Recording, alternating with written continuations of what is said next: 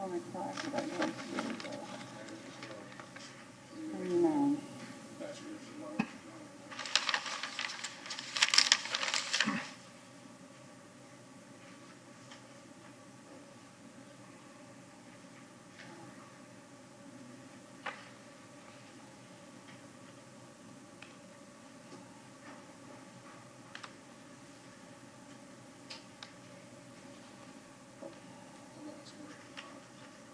Waiting for monitors.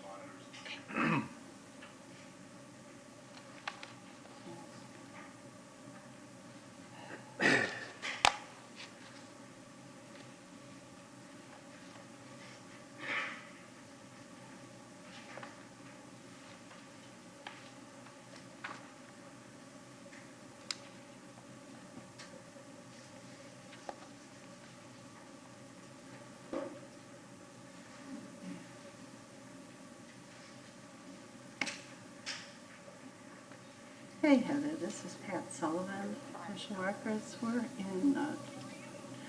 in Chambers starting the Community Development Board meeting, but the monitors don't show Seaview.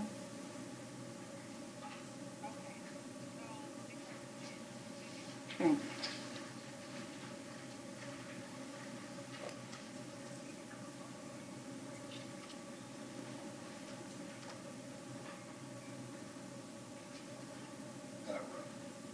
Oh, never mind.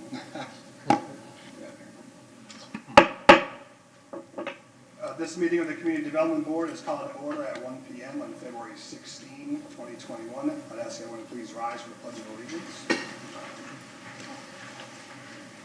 Pledge allegiance To the flag of the United States of America and to the republic for which it stands, one nation, under God, indivisible, with liberty and justice for all.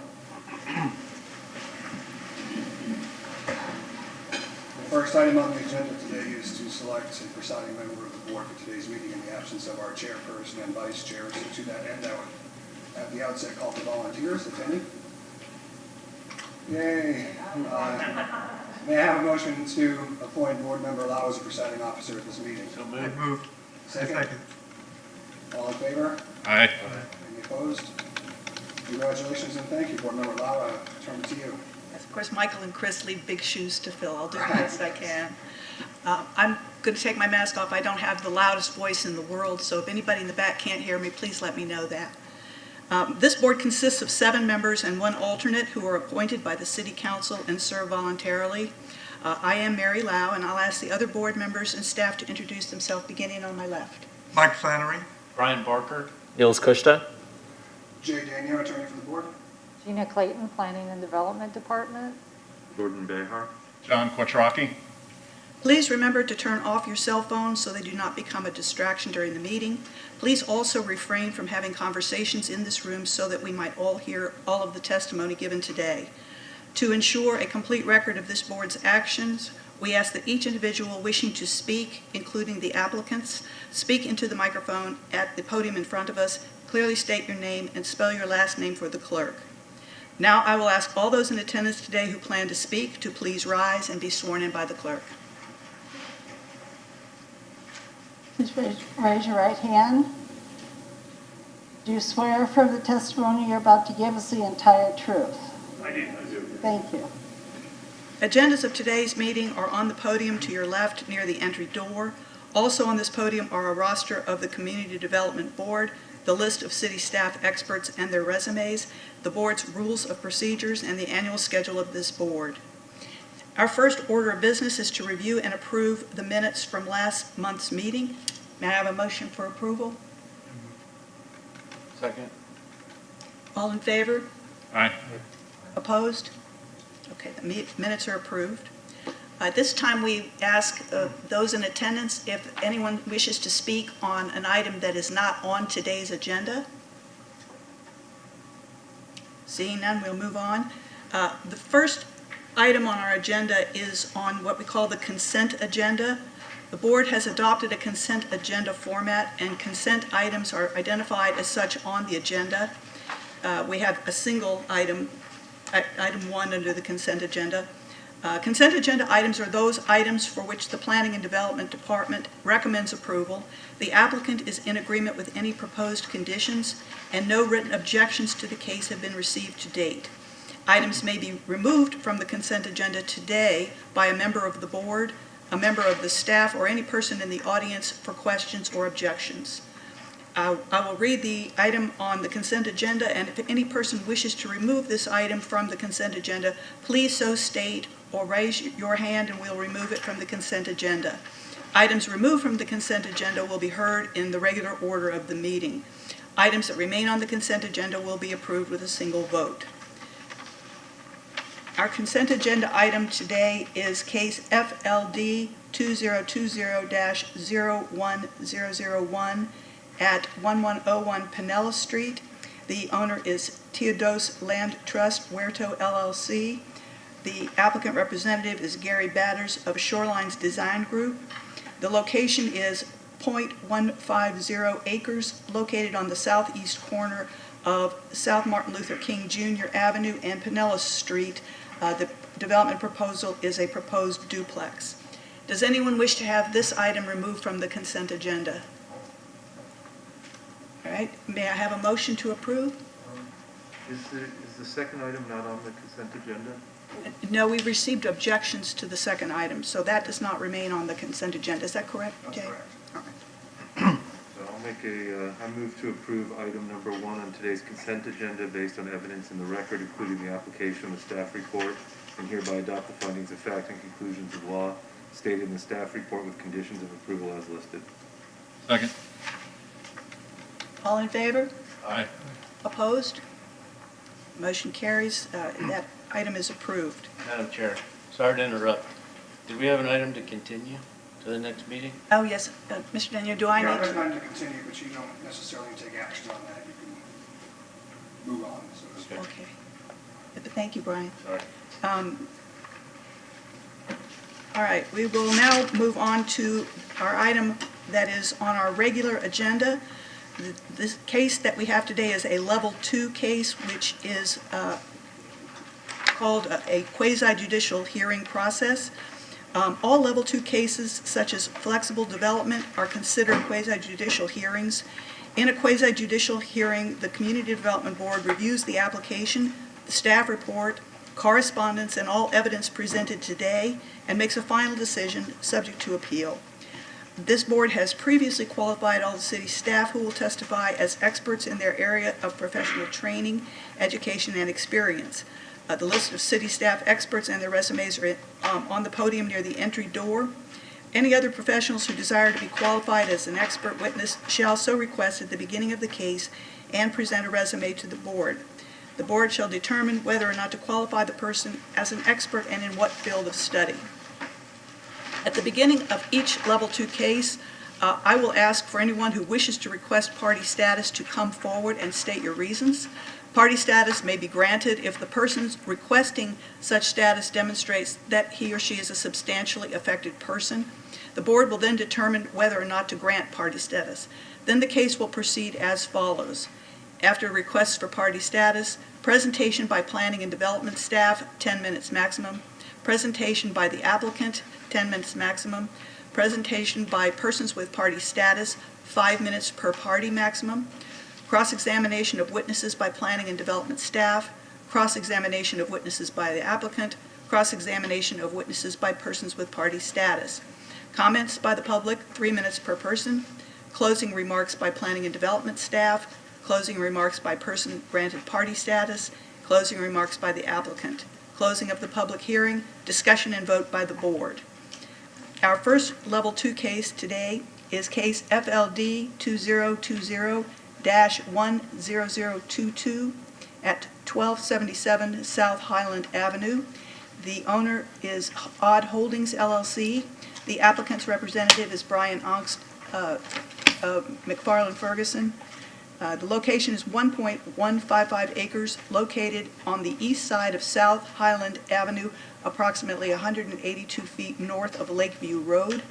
The development request is for an expansion of a wholesale distribution warehouse facility in the Commercial C district for the property located at that site. Is there anyone in the audience who wishes to be granted party status for this matter? All right. Madam Chair, I'm sorry to interrupt you again. I don't know if I should do this before, but I need to recuse myself from this item. So I don't know if do we wait for party status or Well, you're fine. fine now? Thank you. Thank you. All right, please state your name and address. My name is Rick Aardsma, A-A-R-D-S-M-A. I live at 1235 South Highland Avenue, Building 4, which is just north and east of the subject property, and borders up against it. Did you receive notice of today's meeting? We did receive notice of today's meeting. A lot of the people in the audience right now are represented by various buildings in that complex. All right. Is there a motion to grant party status to this gentleman? So moved. Second. All in favor? Aye. Opposed? All right, you'll have party status.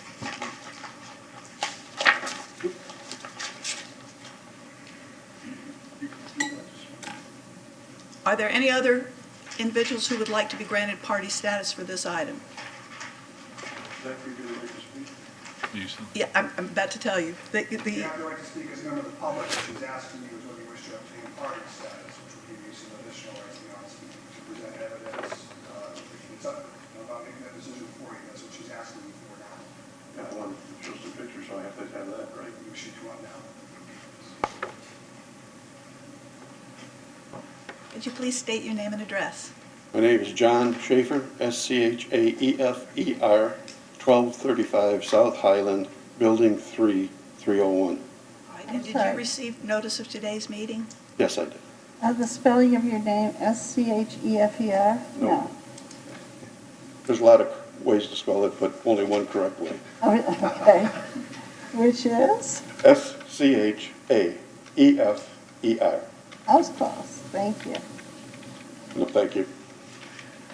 All right, is there a motion to grant party status to Mr. Schaefer? So moved. Second. All in favor? Aye. Opposed? All right, you'll have party Thank you. status. I'm going to explain what party status means.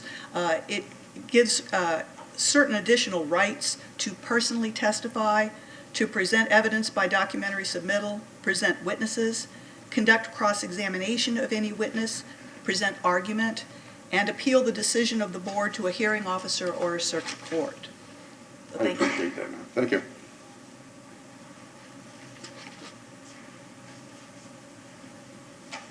All right, I believe the planning and development representative is Mr. Perry. Do they have to make it, find him, Mrs. I can't give you that. Needs to be a expert witness? It's up to the city. Okay. You may wish to have, Find, the city's attorney is not present today. You all have received Mr. Perry as an expert in the past. There's presently no motion for that to happen, but he may make one or staff may make one on your behalf. That's not something I Right, can ever of course. We would like to present Mr. Perry as an expert in the items that contain on his agenda. So moved. Second. All in favor? Aye. Opposed? I will receive Mr. Perry as an expert. Okay, thank you. Mark Perry, Planning and Development. As noted, this site is 1.155 acres. It's technically a corner lot in that it has frontage on two streets, Highland and Lakeview. It's L-shaped, so it does wrap around two other properties.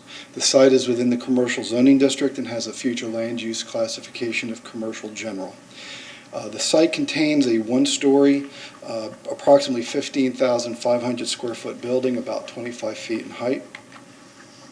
It was built in 1963 and has been used for decades as furniture sales.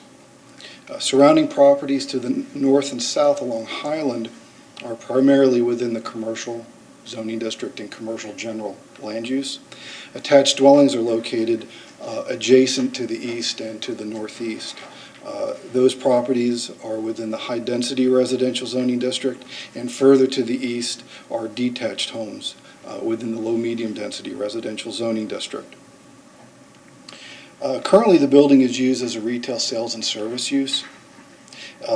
About 55% of the building is used for retail sales. The rest of the building is primarily used for storage and warehousing of their product. The south portion of the site that leads onto Lakeview is currently undeveloped. It consists mostly of broken asphalt. There's an unenclosed dumpster there as well. The site is accessed by two-way driveways from Highland and one driveway along Lakeview. The proposal includes an extension about 5,500 square feet extension on the east side of the building. It will also result in the closure of the northern driveway along Highland, and it will include landscaping where the site is currently unlandscaped. It will also include a new stormwater facility which will service the site. The site currently does not have any stormwater component at all. It will provide formal paved parking along the south side of the site. That's the portion that leads on the Lakeview. That's also where the stormwater pond and the new enclosed dumpster component will be located. The part of the request is to allow the use to change ostensibly from retail sales and service to warehouse distribution. And it's a bit of a nuance, but with the extension, which will be primarily used for warehousing and storage of their product, that tilts the percentage of the floor area past the 50% mark.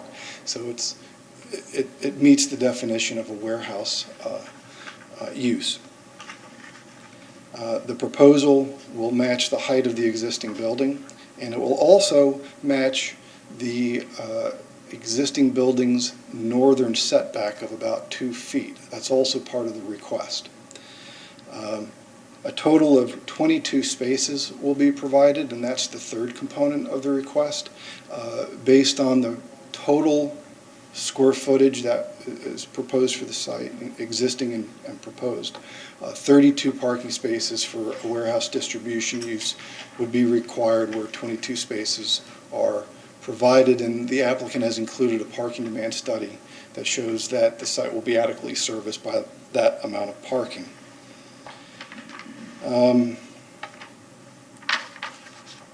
So the proposal also includes readjustment of the parking spaces on the west side of the site, and the addition of landscaping on the west side of the site, landscaping along the east and south sides of the site, the south side being along Lakeview. Also includes a new dumpster enclosure and a code-compliant stormwater facility. None of these components are present on the site now. The application was reviewed at the Development Review Committee's meeting of December 3rd of 2020. The staff has found that the application is consistent with several applicable code sections, including the general purpose, section 1-103, the specific use flexibility criteria, section 2-704F, as well as the general standards for level 1 and level 2 applications. That's section 3-914A. And it's also consistent with the applicable components of the city's comprehensive plan. The Planning and Development Department is recommending approval of application FLD 2020-10022. There are 8 conditions of approval. All of them are sort of our standard conditions, that the elevations match what's approved by the Community Development Board, sets a deadline by which time permit application has to be made, etc. If there are any questions that I can answer, I'd like to try to do that. Does anyone have questions for Mr. Perry? Thank you. Thank you. Presentation by the applicant.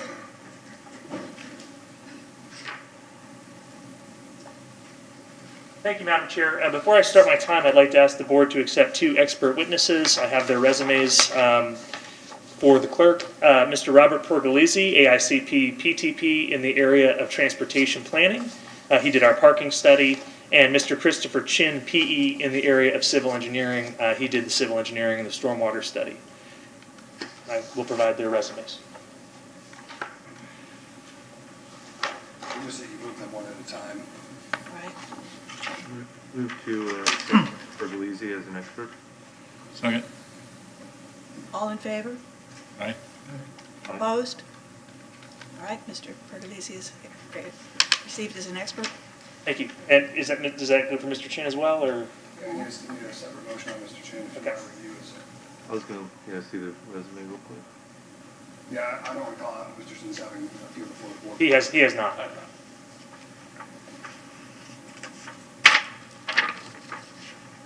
And Madam Clerk, is the Elmo working, or? That one, yes. Okay, excellent. Just give me a minute, though. Is there a resume for Mr. Chin in this package? I believe I handed it to Mr. Daniel. And yes, it's a one-pager. Can you pass the resume? Oh, that's the only one? I thought I was gonna keep it. Saving trees today, so.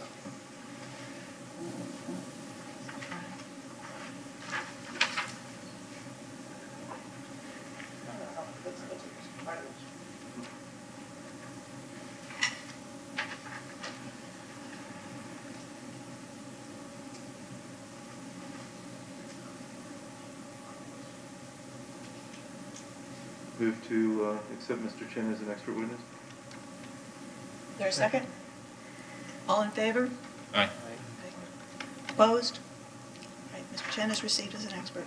Thank you, Madam Chair. My name is Brian Unks, 625 Court Street, Clearwater, on behalf of the applicant Odd Holdings LLC, DBA Odd Socks, which is a retailer of specialty socks and garments. They've got me showing out today, so I don't usually have clients that make me look good, but these are excellent clients at that. And they have a very successful business. This is their property. It fronts on Lakeview and on Highland. This building was built in 1963, as noted in the staff report. And this area of the city on Highland has been dormant for decades in terms of redevelopment. None of the properties in the area are up to code, including the property directly to the north that abuts our property. This was built in the mid-'70s, and the condominiums, Calmia, were built also in the 1970s as well. None of them have code-compliant stormwater or drainage systems. Additionally, this is a comprehensive infill project for a very successful business. And what we're proposing is, in our view, a very modest 5,500 square foot expansion of the current use to allow for passive warehousing. There will not be any additional deliveries. There won't be any change to the functionality or operation of the business. The hours of operation, the number of deliveries. Currently, almost all of the shipping is done by UPS or USPS and FedEx, and there's only one delivery truck per month that comes up. There's only one delivery door. Neither of those things face any of the residential. Those things face to Lakeview, which is the ingress-egress for those deliveries. So all we are proposing is a very passive expansion of the current building. But it's much more than that, because it brings the property up to code, which is exactly what the intent of a comp infill is, to support the relocation or development of a successful business in an area that has been dormant for decades, and to allow them to use these properties and bring them up to code for the benefit of the entire community. Mr. Perry specifically referenced 13 goals, objectives, and policies of the comprehensive plan and the community development code that our application meets or exceeds and complies with. So again, in our view, this is the exact project that the comp infill is designed for. We're increasing the parking from the current 13 spaces to 22 spaces. Mr. Pergolesi is going to talk about that in a second. We are providing 7 feet of additional landscaping on the frontage of Highland. There is no landscaping on the property right now. No planned landscaping. And we're also providing a stormwater facility. And after we met with the neighbors, Mr. Ardsma, which we had a very good meeting last Wednesday with Mr. Ardsma and about 10 of the neighbors, and they showed us their concerns on the north property line as it relates to stormwater and drainage. And we had Mr. Perry actually add conditions 3 and 4 for approval. Condition 3 essentially says that we have to work with the other agencies FDOT, SwiftMud in particular, on permitting and making sure that there's no stormwater runoff, which we're going to do. 4 explicitly says the project shall be designed and constructed in accordance with SwiftMud and city stormwater rules and regulations.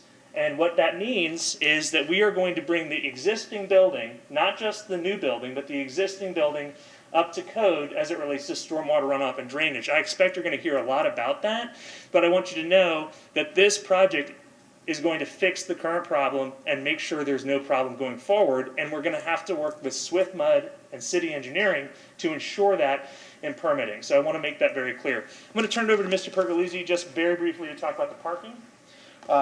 Good afternoon, Robert Pergolizzi, Gulf Coast Consulting, 13825 Icott Boulevard, Suite 605 in Clearwater. I was brought on board to prepare a parking assessment for this project. As Mark stated, according to your code, 1.5 spaces per 1,000 square feet would equate to 32 parking spaces in the code requirement. We use ITE, Institute of Transportation Engineers Parking Generation. According to their rate, 0.4 spaces per 1,000 square feet. The actual demand for this site would be only 9 parking spaces. Nonetheless, they are providing 22 parking spaces as part of the site plan. So we feel that we've got about 2.5 times what our projected demand is, although it is less than code. And that's part of the request. So I'll be able to answer any questions you have on that. Yeah. Thank you, Mr. Robert. Chin. And now I'll have Mr. Chin testify regarding the stormwater and landscaping issues. Good afternoon. My name is Christopher Chin with Doolin Associates. I'm a professional engineer. We're located at 565 South Hercules Avenue in Clearwater, Florida. I will be discussing the site plan aspects, stormwater aspects, and the landscaping aspects for the Odd Sox proposed 5,500 square foot building addition. The new building addition will meet the west, east, and south city setback requirements, and a request is for flexibility on the northern setback to be 2.6 feet setback to match the existing building setback. The new improvements will provide ADA access from the right-of-way and a stormwater management system that was not currently existing on the site. The new building addition will meet the drainage and stormwater requirements of the City of Clearwater and the Southwest Florida Water Management District criteria for stormwater quality and quantity. The roofs of the new building addition will provide a stormwater conveyance system that will divert runoff from the roofs to the proposed stormwater pond in the southeast corner of the site. Water quality and water quantity volumes will be stored within the pond, and once the required volumes are stored, it will discharge excess water to the city right-of-way on South Highland Avenue. Our engineering team, in conjunction with Odd Sox, the City of Clearwater, and SwiftMud, will provide an engineering design to ensure that no water from the northern side of the existing building will discharge to the adjacent properties to the north. I'd like to reiterate that no stormwater will be sent to the Cambia property to the north or to the east. In regards to the landscaping, there are many off-site trees located on the adjacent property's property line to the east and to the northeast that provide an existing landscaping buffer between the properties. All these off-site trees are to remain in place, and 12 new trees and palms, new shrubbery, and landscaping will be provided on the Odd Sox property that currently has little to no trees or plantings. All new landscaping will meet the planting requirements of the City of Clearwater. To the east, Cambia, and to the south Lakewood Road, the new proposed parking and proposed dumpster enclosure will be buffered by additional landscaping and a soldered stormwater pond. A new 6-foot-high PVC fence will be constructed along the eastern property line that will provide additional screening. To the west, South Highland Avenue, additional trees and shrubs will be provided where there were none previously. In many of the areas where the new landscaping is being proposed, it will be accomplished by removing existing asphalt and replacing with new landscaping to beautify the site. This concludes my items of discussion. Thank you very much for the opportunity to present the information, and I'll hand it over to Brian. Thank you, Mr. Chin. Thank you, Robert. So to wrap up our last 3 minutes here, I did want to show you some pictures of the site and of the property. This is the frontage. I got to figure out how to put these down. There we go. This is the frontage. This is the property next door. Again, this area has not seen the benefit of redevelopment. So there are issues in the area with trash, from the gas station next door, from some of the restaurants down the street, from the bar across the street. My client is not contributing to those issues because my client is a retail store that doesn't sell beer or alcohol or any of those things. And the redevelopment of my client's site is exactly what the code has in mind to encourage redevelopment of the neighboring area. I did want to show some images of the neighboring properties. So this is the east property line. You can see the carport. Our project, the new building, will be 20 feet from the carport and 89 feet from building to the condo building. So we'll have an 89-foot separation. This shows you the current trees. So these trees are on my client's property. There are 27 trees that are being preserved pursuant to arborist Alan Mayberry's tree inventory. None of the trees or foliage on the neighboring sites are being affected or being touched. So again, this is the eastern property line. That shows the neighbor's carport. This is on the neighbor's property, not on my client's property. This is another picture from the neighboring property. So this is a picture of the northern property line. Okay, so my client's building, my current building, is over here. There is significant landscape buffering in place. And when we build the expansion, the modest expansion of 5,500 square feet, it's going to be 32 feet setback from condo building to my client's building, and it's going to be buffered by all of these trees that are currently in place. This is a farther out view, so this is the northern property line. And you can see this is a closer view of the northern property line. I did want to point out that I went out there, and this is us meeting with the neighbors. Again, you can see that's a close-up view of the northern property line. When I went out there, I went out there on Sunday afternoon, which was after a significant rain event on Saturday, and it had rained Sunday afternoon, and I did not observe any standing water. I didn't observe any water going from my client's property onto this property. Again, I'm not saying that that's not an issue from time to time, because none of the properties are code compliant as it relates to stormwater and drainage, but we are going to fix that. So issues related to stormwater and drainage on the current conditions should not be a basis in our view for denying the staff recommendation of approval, because all we are going to do is address those and fix those. I do want to say I did appreciate Mr. Ardsma reaching out to us. We did spend about an hour with him and the neighbors out there. I understand their concerns, their legitimate concerns. We respectfully submit that our application is going to fix those concerns, improve the current conditions, and that it shouldn't be a basis for denial, since we're going to bring the property up to code, which is the entire point of redevelopment and the redevelopment code. Thank you. Does any member of the board have questions for Mr. Knox? Thank you very much. All right, the two people who have party status, this is your opportunity to make a presentation.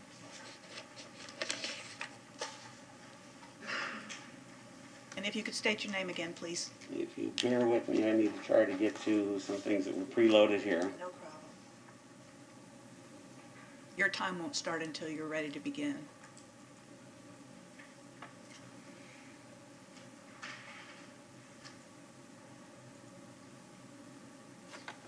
Okay, who knows how to get this off of here?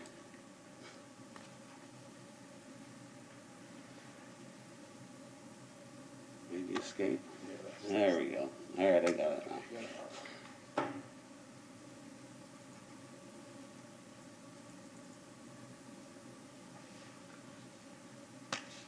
Okay, my name is Rick Ardsma. I am the Vice President of the Association for Building 4. You need to understand that Calmia has 6 different associations, each building represented by an association. Building 4 is the parcel that directly borders the northeast portion of it. So when he talks about the east landscaping and the trees and the fences, has nothing to do with Building 4. Building 4 borders that 2-foot line. That they want a 2-foot setback as opposed to the city's 15-foot setback. And I'm going to try to explain to you what that's going to do to the residents of this building. So if you note here, we actually had to put in, for drainage purposes, that ditch line that carries water away from there now. The more important thing is to note in the upper left-hand corner, all those trees, that's what blocks that property today. So you can't see anything. If I go a little bit further,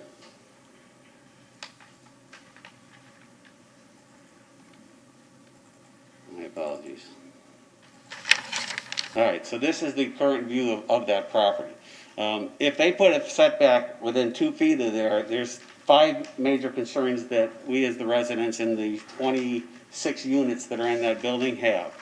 One, the last 9 units are going to be looking at a wall, literally a 25-foot wall, extending back literally 2 feet off the property, which is precisely 25 feet from the back patio. Today, they look at that. Tomorrow, that's all got to be thinned out in order to put a building within 2 feet. So when they say they're not going to touch the landscaping, I would beg to differ, because you can't put a 25-foot building when you have landscaping that goes across that entire north wall. There's also nothing more than a chain link fence there. That property is going to come all the way to that tree. So again, the 6 units that are, or the 9 units that are impacted are now have a building 2 feet off the property line. The obsolescence, according to the real estate agents I've talked to, minimum of 10 to 15% is what the value of those condos are going to go down. Which current condo rates are about $110,000 for those units that are there. So you're looking at right around $100,000 in property values that will be decreased by putting up a building 2 feet off that property line. That's the current view of the southwest corner. Right now, when they talk about the existing is 2 feet, it is, but with the old days furniture building. So it is now a cabinet maker. So they have a 2-foot setback with the cabinet maker. That extends about 2 feet onto our property line.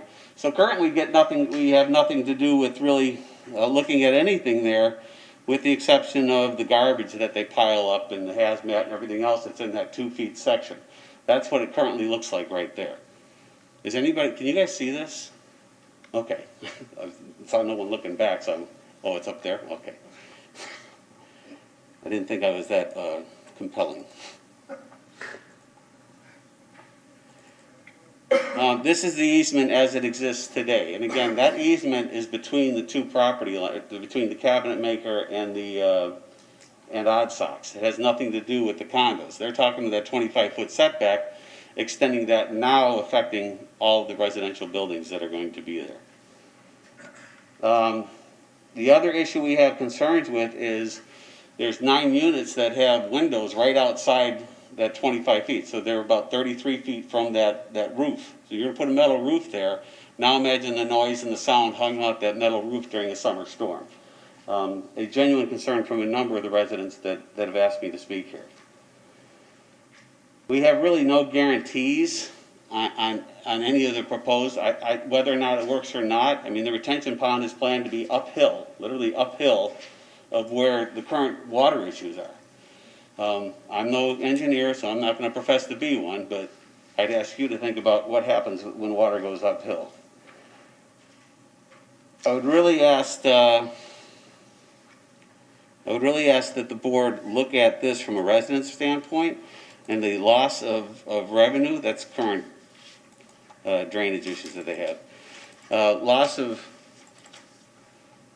property values for especially those 9 units that border there. And I have no problem. They want to put 15 foot back, because 15 foot back, they won't impact those trees. I still won't be able to see that property there. But whether they say they're going to touch those trees or not, all that stuff's going to have to be trimmed back to put a building 2 feet off our property line. So I'd ask you all to look at it from our point of view as to what it would mean to us, and thank you. Uh-huh. Do you have copies of that presentation available to board members? They're on this little memory stick here, if anybody would like that. I can also put together. I'm just advising the board, you have some particular provisions in your rules of procedure governing presentations made to you. Those provisions include the supplying of the presentation to staff by the prior Thursday, review and approval, et cetera, et cetera. It doesn't appear that you have the ability to receive this really in evidence such that you can all review it. We've seen the photos. There's not been a motion to receive them in evidence, so at this juncture they simply exist as they are, and you all can handle them as you wish. May I just ask, is it adequate that we know we can watch the video of this? I apologize. Is it adequate that we know that we can watch the video of this, because that's on record? Is it adequate for whom? For us, for the board to justify that we've seen the information without a separate You report? just saw the information. What I'm advising you is this is not going to be part of the record other than the videotape, which may or may not be able to show these photos. I don't know the answer to that. Can I ask that it be submitted as part of the record? You can ask, and the board will need to make that determination, but without sufficient copies, it is violative Doesn't mean that you can't violate them and admit it anyways. I'm just letting you know what the rule says. Any comments by people on the board? I think we've seen it and it's acceptable for information purposes, but I don't see that there's any reason to accept it into evidence. I tend to agree, as long as there's, we don't want to be violative of our rules if we don't, there's not some compelling reason to do that. Anyone feel differently? Does anyone have any questions for this gentleman? All right, thank you. May I ask one thing? May I just state into the record that in the event of an appeal, I would like to ask that this be submitted, and if it's denied, then it's denied. But in the event that we need to appeal, because apparently I have standing, I got something now. I would make that request. Mr. Daniel? I think you shall determine you're not going to receive it as evidence and it will not be part of the record of appeal, other than as it appears on the videotape. Thank you. Thank you. Mr. Schaefer?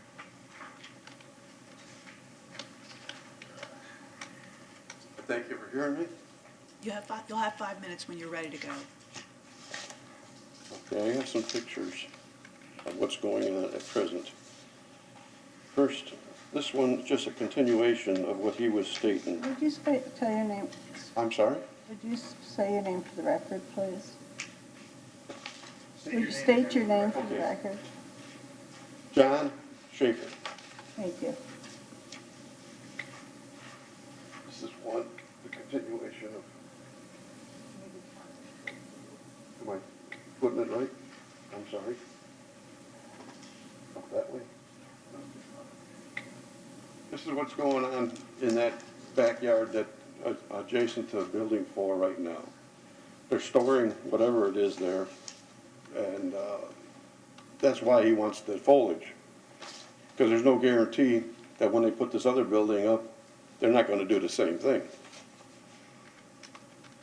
I don't know exactly what they have stored there. It looks like a couple old air conditioners and scaffolding. Then the other question after that one will be, that's what they're sticking between that 2-foot space between that fence is adjacent to Building 4, and that's an existing shed that they have now in that 2-foot space. I don't know what's in those barrels. But now we'll go on, that's that. Now we'll go on with the drainage. First you have to know that these two properties were owned by one owner at one time. And that's probably why they got the 2-foot. I've had, in the past 4 or 5 years, I have had on occasion spoken with the previous owner about the drainage. He, for lack of other vocabulary, blew smoke. He said he was going to fix it. Nothing happened. He ended up selling both pieces of property. This is on our side. I'm not sure which direction that would be. Maybe northeast, whatever. This piece here is the cabinet maker's parking lot. This building here is the one they're talking about. This pipe here is some feeble attempt of draining all their downspouts off the roof come into this 2-foot. When it rains, anything over a dribble, the water comes over this wall into this parking lot and down to our wall. Their engineer says that wall is 1 foot lower than their existing wall here. So we all know that water goes downhill. When I approached them on that meeting, he said about, I think it was the 10th, they admitted that this wall is 1 foot lower than the other wall. But when I mentioned that, they said, this parking lot is not their problem. That's not theirs. Well, the water is theirs. This was taken after the rain. This one was taken at a different time, another rainstorm. You can see all the waterfalls coming over. And again, until we met, they had no intention of doing anything about that drainage. They were only talking about the drainage of the new building. This has been going on. This picture shows after the rain, you can still see the river coming from their direction across the parking lot over the bridge. This is a retaining wall that is coming over. You can see where it's eating away and undermining that wall. That wall, I've been filling it in, and it just washes right back out. They had no intention of doing anything with that. The previous owner didn't. I'd never made an official complaint. I was thinking we could work it out as neighbors. But they up and sold the two buildings. I suppose if I had made an official complaint, then the new owner would have been more aware of it. That's on me. So I do object to them doing that. And again, when building 4's property deflates, lessens, ours in building 3 will do the same. All this water comes over there. I don't have pictures of that, unfortunately. I should have said that. Comes into a road and flows right down to building 2. It has filled their elevator shaft a few times. He put a sump pump in. They haven't corrected it. The previous owner had no intention of correcting it. This owner has no intention of correcting it until we mention it, and then he's possibly will, or is it more smoke? Smoke tickles, but it doesn't do anything. Does anyone have questions of Mr. Schaefer? Thank you very much. And getting to the 25-foot wall, I don't think any of you people would like to have 25 foot away from your back door. Thank you.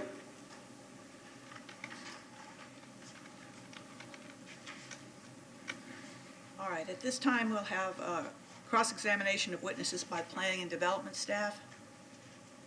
Mr. Perry? Cross-examination of witnesses by the applicant. Madam Chair, the applicant would waive, but just a reminder that my experts are here to answer any questions you have once the public hearing is concluded. Thank you. All right. Gentlemen with party status, you may cross-examine the planning staff or the applicant if you have questions. I'd like the engineer. All right. Landscaping to come up. Mr. Chen?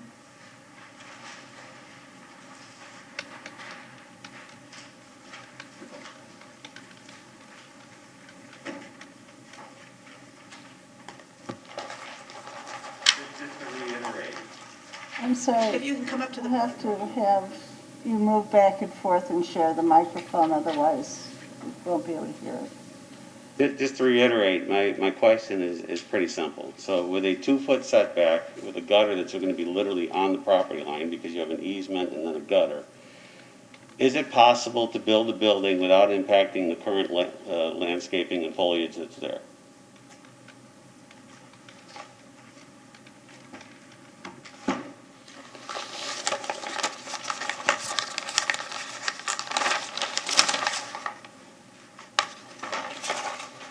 So I refer to our site plan here, the landscaping plan. We don't show any protected trees on the northern side of the property here.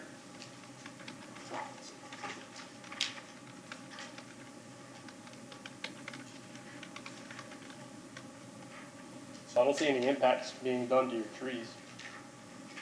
Is it possible to build a building 2 feet off that property line without impacting any of the foliage and trees there? Or are they going to need to be cut back and thinned down? I guess I don't have the, can't show anything right here that shows where those trees are sitting. Thank you. Mr. Schaefer, any questions of, No, I don't. are there any people here in attendance who would like to make a comment for the record? Come forward.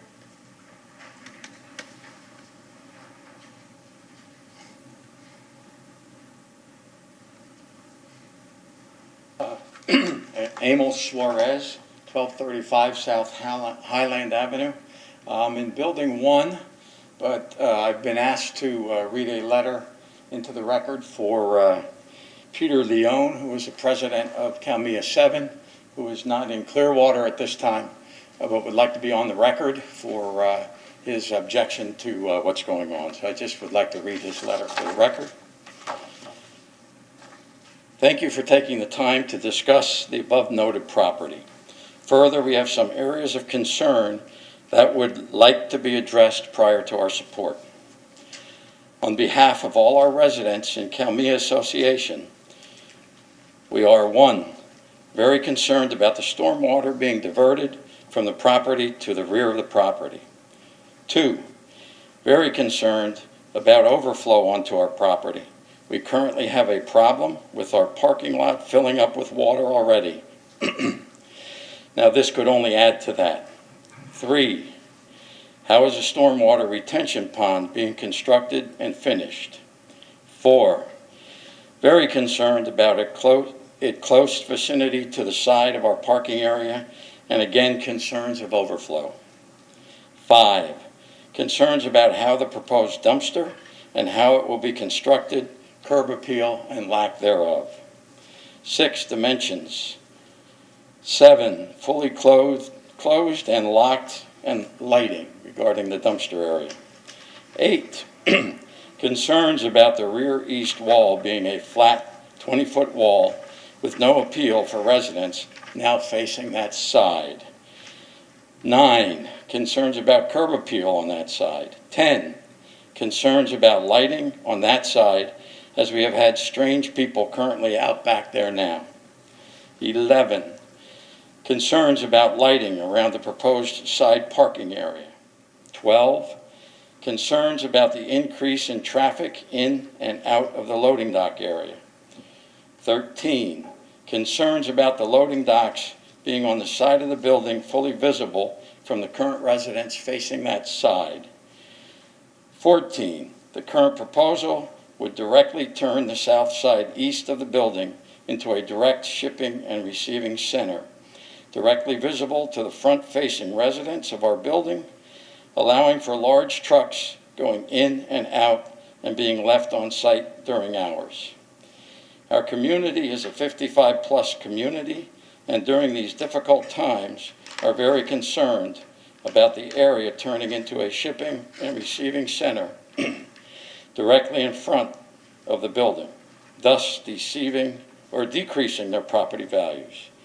Based on this, we would object to the proposal in its current form. And he had sent this letter, so he has please confirm receipt and noted objection. Regards, Peter Leone, President, Calmia 7. Thank you.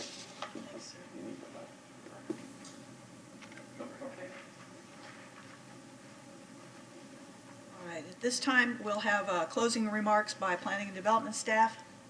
No. Closing remarks by persons with party status. Do you all have anything further to add? Closing remarks by the applicant.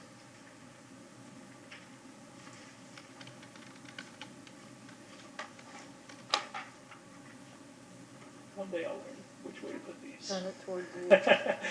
It must be some subconscious thing that I want to fight the way to put these. But thank you, Madam Chair, and thank you, board members, for listening. And I want you to know, first and foremost, we have heard the neighbors' concerns. We did meet with the neighbors last week on short notice. We're going to continue to work with the neighbors. I've received the emails from Mr. Leone, and we've been responding to emails with Mr. Ardzema. We have a respectful difference of opinion, and that difference of opinion really comes down to competent substantial evidence. The concerns that the neighbors have raised are addressed in the staff report and are addressed in the application. The entire property is being brought up to code as it relates to stormwater and drainage. So I'm not going to show you a bunch of pictures again and say, well, it wasn't there yesterday. It's coming up to code. And that's the whole purpose and the value of redevelopment.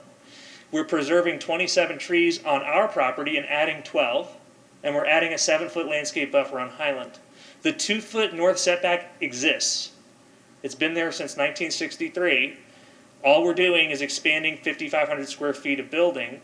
And yes, that is bringing that building out a little further in terms of depth on our side, but it's not changing the setback.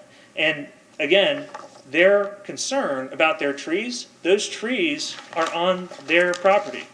We cannot do anything to kill these trees, to anything to these trees. It sounds like, when I'm listening to Mr. Artsema, his concern is that we may have to trim the branches on our side a little bit. And I can't tell you definitively that that won't ever happen, but I can tell you the law says I'm not allowed to kill their trees, and the law says that the trees on their property are their property. So I can assure you that this buffer that exists this is on their property already, is significant and is going to remain and is going to be enhanced by the additional trees and the additional landscaping that we're providing on our property. So this comes down as a quasi-judicial hearing to competent substantial evidence. And now I have to talk like a lawyer and not like the neighborly person that my client is that's going to continue to work with the neighbors. But as you know, competent substantial evidence requires evidence that is either expert testimony or evidentially accepted. And in this case, lay witness speculation about potential traffic problems, light and noise pollution, and general unfavorable impacts of a proposed land use are not considered competent substantial evidence. Similarly, lay witnesses' opinions that proposed land use will devalue homes in the area are insufficient to support a finding that such devaluation will occur. There must be evidence other than the lay witnesses' opinions to support such claims, and that's from the 1st District, Fagan versus Catherine Bay, LLC. And finally, as Mayor Criticus used to remind us all the time, you're not entitled to a view across your neighbor's property. So it sounds like the most sufficient evidentiary issue they have is the drainage, which we're addressing. But the view, even though we feel the view isn't going to be significantly impacted, is not a basis for you to deny the application. Thank you.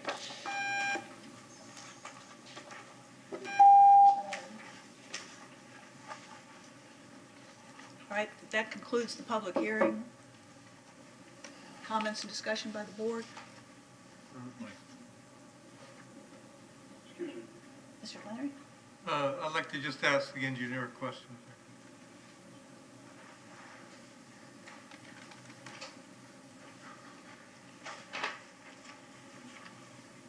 May I just confirm what I think I'm seeing here, just a bit, really sure I'm not missing something.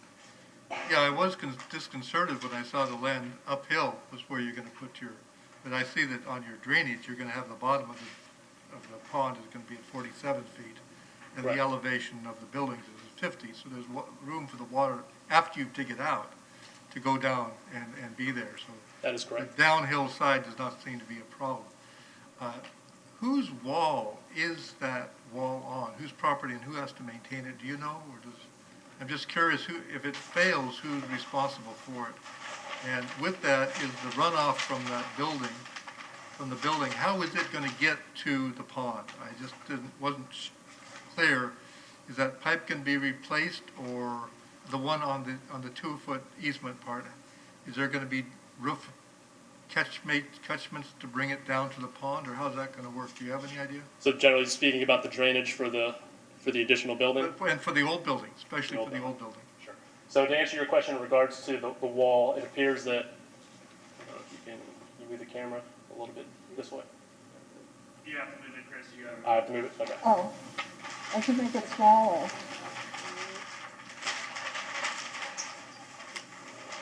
I can zoom in and out. Okay. Can you zoom in on this area here, please? Oopsie. Huh? Each button I push does the same thing. Oh, you'll have to move it. So I don't know if you can see this gray line, but it seems to indicate that the wall is located on the adjacent property to the north. And then in regards to the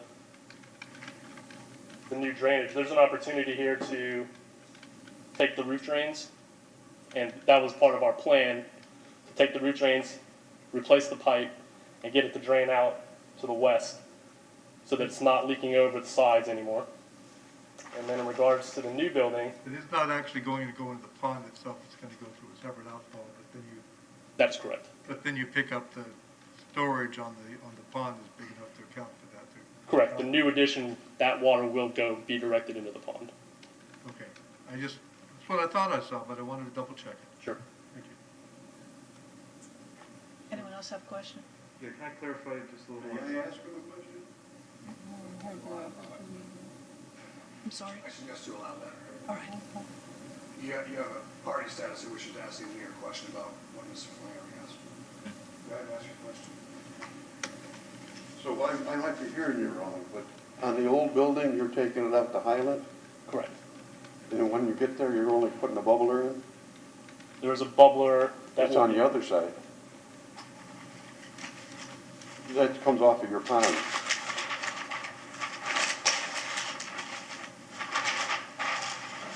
So our discharge location would be here on Highland Ave.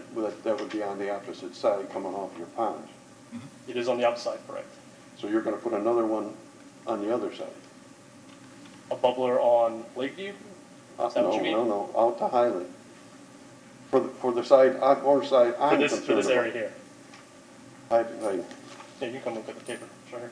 I don't have it. So you're gonna have two bubblers out on Highland? No, the discharge this way. Again, if you're gonna go out into your pond, you're going uphill again.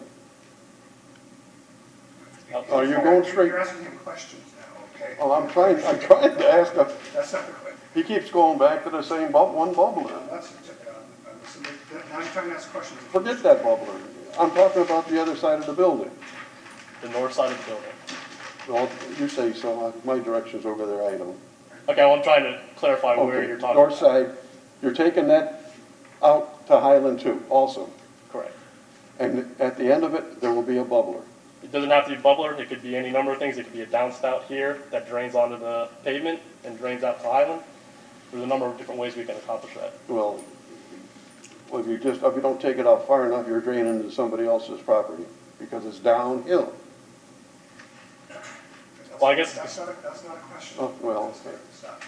Questions and answers. Well, I'm sorry, Briefly, if you wish to I'm do limited this. in law. The chairperson has closed the public hearing. This is a courtesy. Okay, thank If you you. have questions, ask them. So there will be two of something draining out to Highland. Correct. Where's that water go from Highland? I haven't done that analysis, but. It comes back in our parking lot at the lower end. Okay. I can tell you that. Again, I understand that's not a question, but I'm just. well, you don't seem to understand it's not a question. Okay. You make an argument. I asked him, where does that water, where do you believe that water will go when it hits Highland? When it hits Highland? Yeah.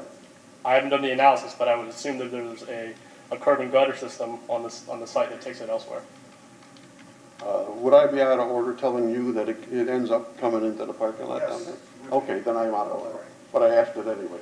You didn't ask it. I stated There's it, a okay. difference. All right, well, I wish you would do more. If you do get approved, that will be a further problem, kicking the can down the road. Do you have The drainage, and let me just state, for No, the drainage in that We have area. we've closed the arguments. Do you have additional questions for the witness? Okay, The chair is letting you that's question the enough. witness I out of mean, courtesy because the public hearing. I understand. There's a question asked by a board member. Do you have additional questions you wish to ask him? No, that should do it. All right, and I believe that Mr. Unks would like to ask a question of the engineer as well. Just very briefly, Madam Chair, redirect. Mr. Chen, it's true that you haven't done fully engineered plans yet, right? Because this is site plan approval? That is correct. And it's true that as a condition of approval, you have to work with Swift Mud and City Engineering to ensure that there is no stormwater runoff from this property onto the neighboring property. Is that correct? And you are committing to do that? Yes. Okay. And at a certain point, to get a building permit, you're going to have to do fully engineered plans showing the stormwater runoff being either retained on our property or drained from our property, and those will have to be approved by Swift Mud and City Engineering. Is that correct? Correct. Okay, thank you.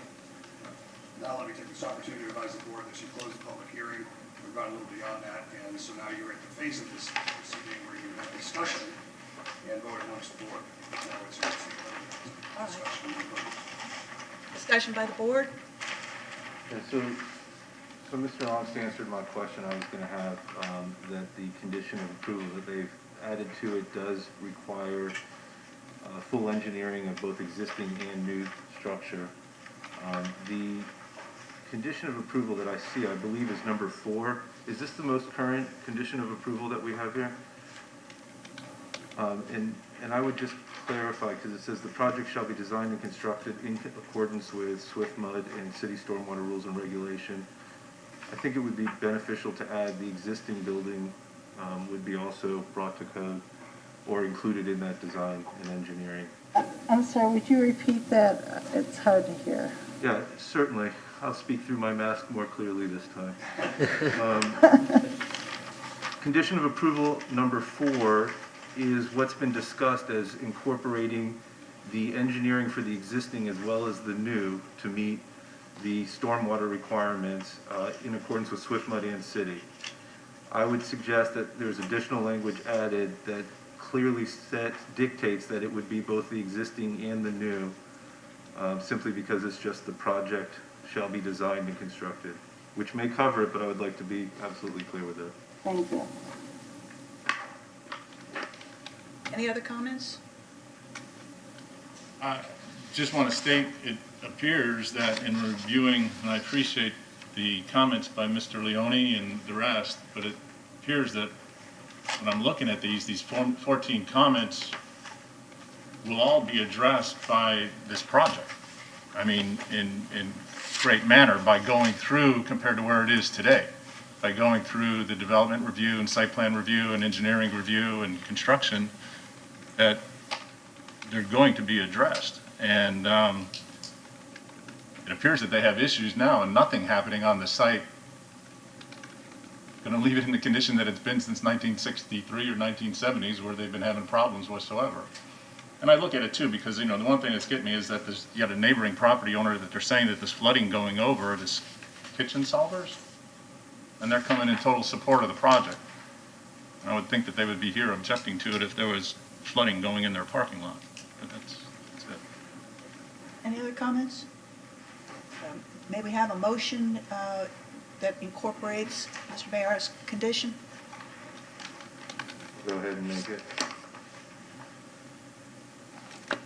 I move to, I move to approve case number 1 based on the evidence and testimony presented in the application, the staff report, and in today's hearing, and hereby adopt the findings of fact and conclusion of law stated in the staff report with conditions of approval as listed, with the additional language added to condition of approval number 4 that includes a requirement for the existing building to be incorporated into the project design in accordance with Swift Mud and City stormwater rules and regulations.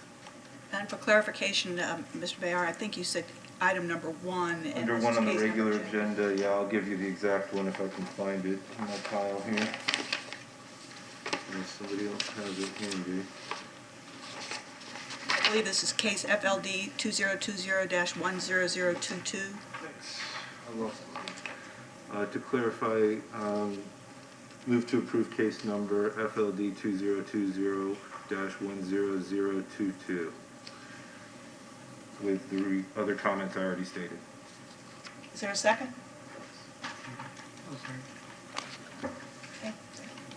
All in favor? Aye. Aye. Opposed? All right, the motion is carried, the project is approved.